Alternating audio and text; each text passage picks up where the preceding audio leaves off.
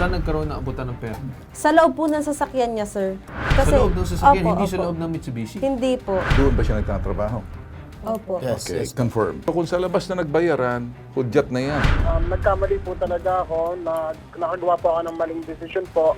Simpleng tanong ko, ikaw ba'y may bisyo? Hindi po pwedeng nagsisisi ka na walang justice. Pambansang sumbungan, handa kang ipaglaban ang programa ng ating buong sambayanan. Hindi po kami anti-business. Linawin natin, Carl. Correct. Pagdating sa mga negosyo, supporting po tayo. Yan pang nagbibigay ng tibay ng ating ekonomiya, mga negosyo.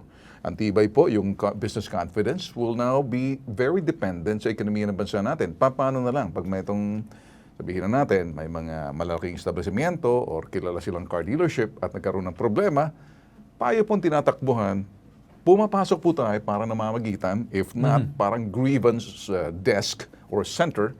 Kaya ito, tatalakayin natin ngayon. Okay, Carl, go ahead. Alright. So, with that said, makakasama natin ngayon itong mga complainants na bumili ng sasakyan sa isang kilalang dealer. Itong si Rochelle, Liza at Nicanor. Magandang araw po sa inyo tatlo. Magandang araw po, Sir Ben. Alright. Siguro unang-unang tatanungin ko sa inyo, base doon sa inyong mga sinabi doon sa video, so kayo po ay nakuhanan ng pera. Yes, Tama po ba? po. Ngayon, ano po ba yung dahilan ba't kayo pumunta doon sa dealership? Pang negosyo po sana namin yung sasakyan po. Okay. Para saang negosyo dapat yung sasakyan? Lalamove po dapat. Ipapasok po siya sa Lalamove po. So parang logistics provider Opo, yung ganun Lalamove. po. Opo. Ngayon, papasok yung dapat, yung panghanap buhay nyo dapat para may balik sa inyong puhunan, yung Opo, opo. pinambili nyo sa sasakyan. Ngayon, paano ba kayo napadpad doon sa dealership? Nag-message ba muna sa inyo? Nakita nyo sa Facebook? Or kusa lang kayo pumunta doon sa dealership at naghanap ng tao? Bali sir, sa akin po ay nakita ko po siya sa Facebook po. Then nag-research din naman po ako about sa kanya. Sinong sa Si Facebook? John Joseph Laba po. Yung may nakalagay po kasi Okay, doon. itong ahente. Opo. Okay, so hindi direkta doon sa page, tama? Hindi pa po. Okay, so doon sa tao, nakita mo yung post niya, anong ginawa niyo? Opo. May video po siya doon na nakasakay po siya sa L300 po. Tapos, nung clinic ko po yung account na nag-post, sa kanya rin po yun. Tapos, pag tinignan niyo po doon, marami rin po siyang mga na-release na po na sasakyan. Then, may mga... Saan? Base sa mga comments?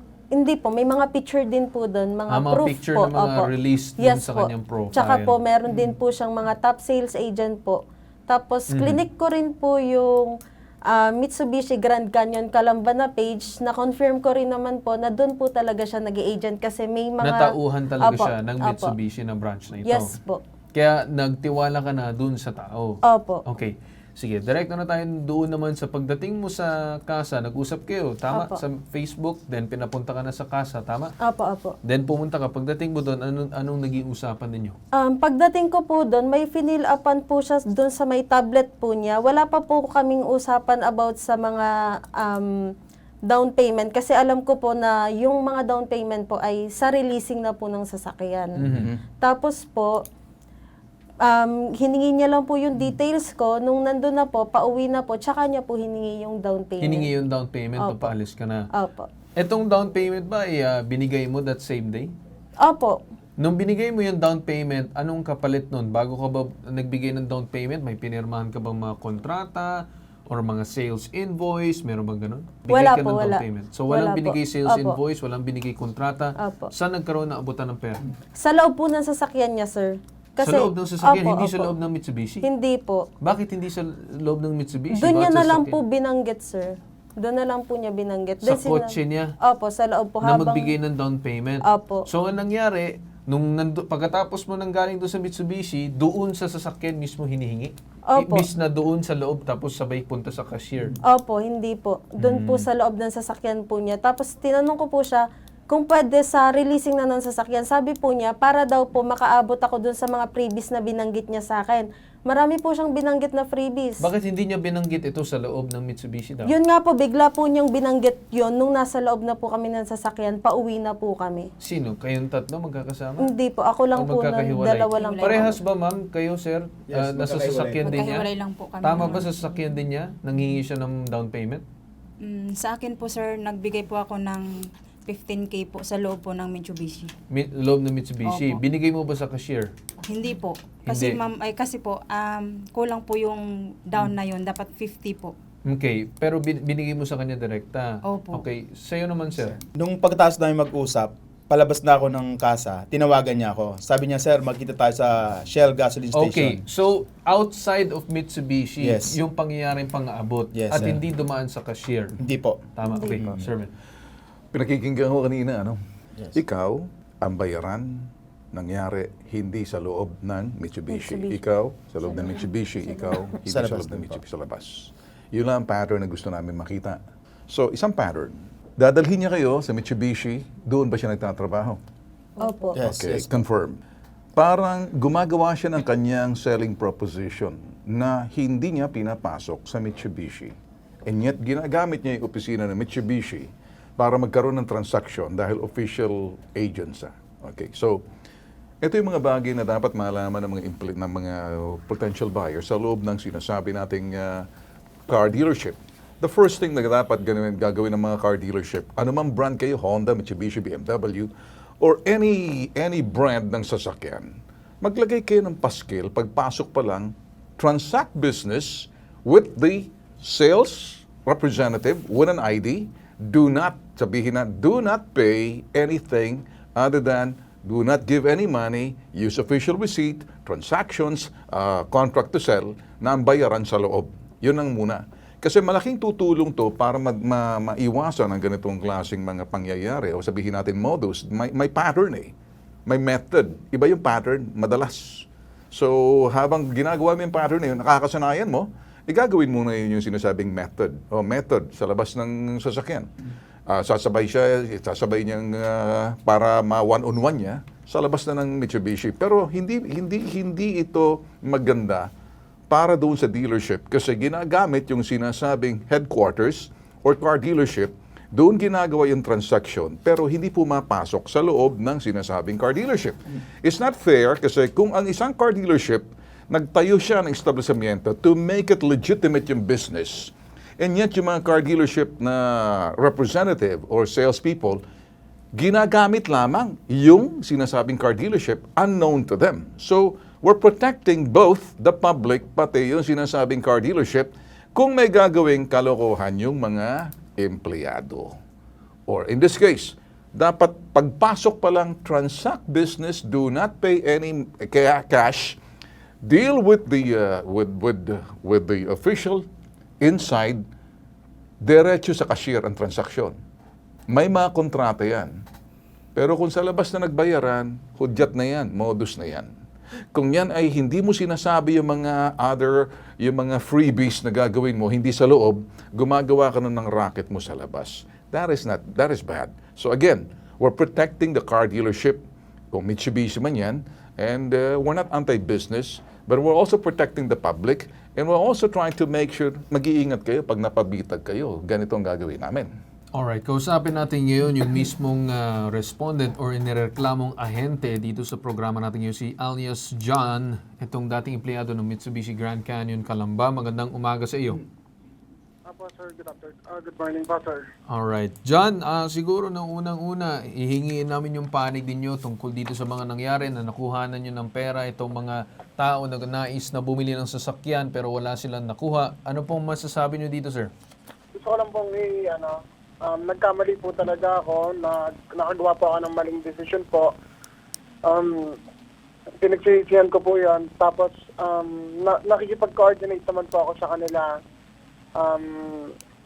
Sir, matanong ko lang, no, unang-una, totoo ba na kinita mo sila sa labas para kunin ang pera?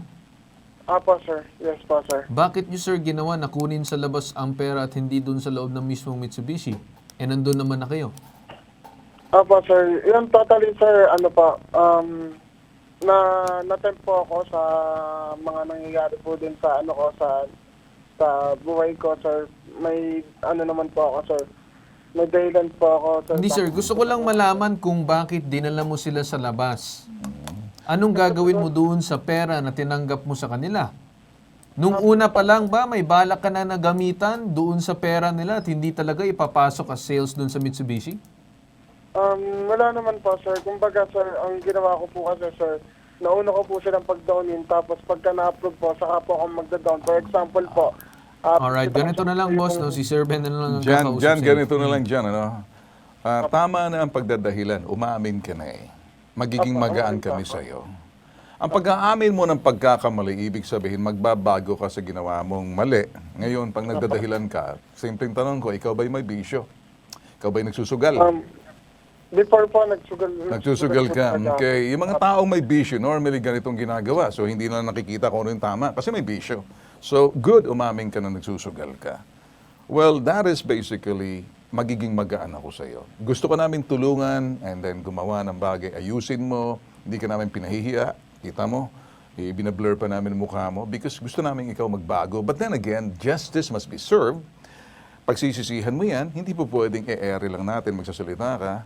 Kung akong tatanungin mo, tuturuan ko magsampa ng kaso itong mga tao para pagsampa niya ng kaso, nakakasaing kaso sa iyo para nakikita kung nga ba'y ikaw magbabayad. So magsisisi and desist sila subject to na ikaw makikipagtulungan at gagawin mo yung dapat gawin mo. Okay? Apa. Hindi po pwedeng nagsisisi ka na walang justice eh. Ibig sabihin, nagsisi ka, magbabago ka. Pero ang pagsisisi ay pag-aamin ng pagkakamali, yung pagkakamali mo, babayaran mo yung mga taong nadihado mo. Yun lang naman kasimpleng gusto namin sabihin dito. Naintindihan mo? So, bibigyan ka namin ngayon, umamin ka na. So, okay. Siguro, Carl, kausapin mo naman tong manager. Kausapin natin yung sa bilang linya, itong retail manager ng Mitsubishi Grand Canyon, Calamba, si Shirley Dado. Magandang umaga po sa inyo. Good morning po. Alright. Ma'am Shirley, ako po si Carl Bitag. Naka-live po tayo ngayon kasama si Sir Ben. Ma'am, ano pong masasabi ng ating Mitsubishi Grand Canyon regarding dito? Kasi nangyari po ito sa loob ng inyong establishmento at naging tauhan nyo ito. Bali, ang unang hakbang po na ginawa namin is nag-pinost po namin siya, notice to the public po na hindi na nga po siya konektado dito sa amin po. Meron na po kaming mga policy po na pinatupad po ng aming boss. Okay. Ma'am, ganito ma'am. Ako naman kasi ma'am, parang na-notice nyo the public nyo pagkatapos, ano pong inyong magagawa rito? Parang, although ito naman ay nakipag-willing victim, in short, willing victim yung mga biktima rito, siguro dito sa mangyayari ito, parang siguro ma'am, dahil nangyari sa loob ng inyong tanggapan, you should also assist somehow, directly or indirectly, itong mga in good faith na gagawin ninyo, itong mga lumapit po sa amin dahil mga potential customers nito para makita naman na you're concerned sa welfare and the well-being din po ng mga customers ninyo. It's not about selling any car. It's, parang repeat business na mangyayari. So next time, magkaroon po kayo ng tiwala sa yung mga customers sa inyo na hindi mangyayari pag dealing with you. Okay? Siguro, Carl, gusto mong kausapin yung police, nakahanda naman, nandiyan sa telepono, nakikinig, kausapin mo siguro si Major Anastasio Motas. Alright.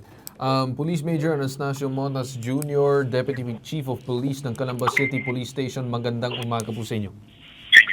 Yes, sir. Magandang umaga po, sir. Sa inyo po diyan. Alright. Sir, ano pong nakikita ng ating kapulisan dito? Sir, yung pong case na yan, sir, papasok po yun, sir, sa estapa. Kung willing po, sir, yung ating mga complainants po dyan na mag-file po ng case laban po din sa nirereklamo si John Joseph Laba, ay maaari po silang magsadya po sa amin, sa aming impilan, para po ma-assist namin sa pagpa-file po ng complaint. Alright. Okay. Si Ma'am Shirley, nandiyan pa ba kayo, ma'am, sa kabilang linya? Dito pa po. Yeah.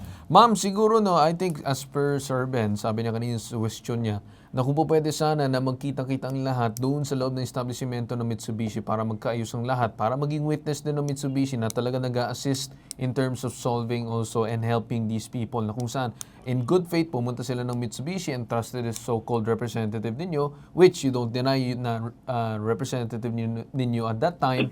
So siguro ma'am, possible ba yan on the part ng Mitsubishi? Yes po, sir. Okay. Alright. Alright. With that, ma'am, maasahan po namin, natutulong po kayo, kausapin niyo ulit si John, and then you can come up with a compromise or whatever it is, pero nakakasa po yung sinasabing kaso kapag hindi natupad, kayo po yung magiging witness. Okay, ma'am? Oh, yes po, sir. We're just asking a little bit more of accountability po sa inyo, ma'am. And we're also protecting you and all the other businesses like you. Kami po ay pro-business po kami. Make no mistake about it, ma'am. Thank you so much, ma'am. Ha? Okay po. Thank you rin po. Sige. With that, asahan na lang natin. Good luck sa inyo lahat. Thank you so much, si John. John, ayusin mo to, and then kay Miss Dado, thank you so much. Maraming salamat din sa inyo. Sana magkaayos kayo. Lalabas muna kami. Bibigyan natin ng chance na ito'y makuha ninyo. Hustisya, makuha nyo muna. Si John nagsisisi raw.